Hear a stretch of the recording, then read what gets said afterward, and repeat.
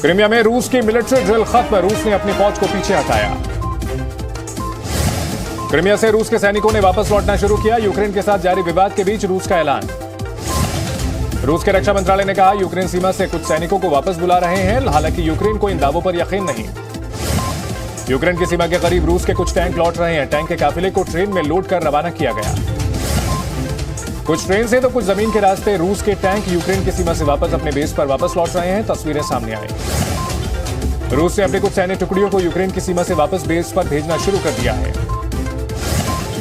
Ukraine ने भी दुनिया को दिखाई अपनी ताकत, सबसे बड़ी टैंक प्रदर्शनी का प्रदर्शन किया। यूक्रेन ने खार्किव टैंक फैक्ट्री के खोले दरवाजे, सोवियत टैंकों के लिए जानी जाती है टैंक फैक्ट्री। रूस के रक्षा मंत्रालय ने कहा यूक्रेन से सटे रूस के सैन्य जिलों में कुछ सैनिक अभ्यास के बाद अपने ठिकानों पर लौट रहे हैं। जर्मनी से स्लोवाकिया जा रहे अमेरिकी सैनिक, नेटो अभ्यास के लिए जा रहे जवान। अभ्यास के लिए जा रहे 2000 अमेरिकी सैनिक, काफिले में सैकड़ों वाहन शामिल। रूस ने सीरिया में अपने हवाई अड्डे पर तैनात किए लड़ाकू विमान, हाइपरसोनिक किंजल मिसाइल के साथ मिग-31 शामिल।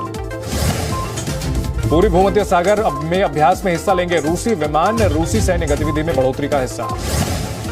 रूस के राष्ट्रपति पुतिन को अमेरिकी राष्ट्रपति बाइडेन की चेतावनी, कहा तबाही के लिए रूस होगा जिम्मेदार, दिया जाएगा करारा जवाब।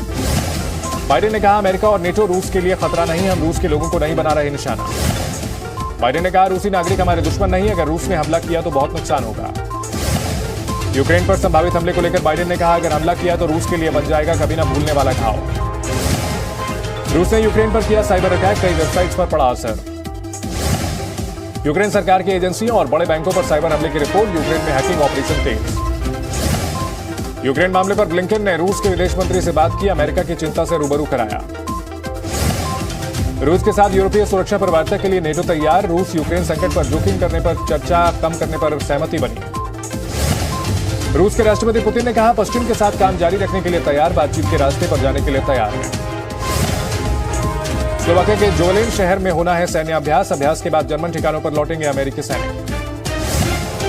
रूस ने सीरिया भेजा हाइपरसोनिक फाइटर जेट, नौसेना अभ्यास के लिए भेजे लड़ाकू विमान। 2000 किलोमीटर दूर के लक्ष्य को भेज सकते हैं किंजल हाइपरसोनिक मिसाइलें, रूस के रणनीतिक हथियारों में से एक।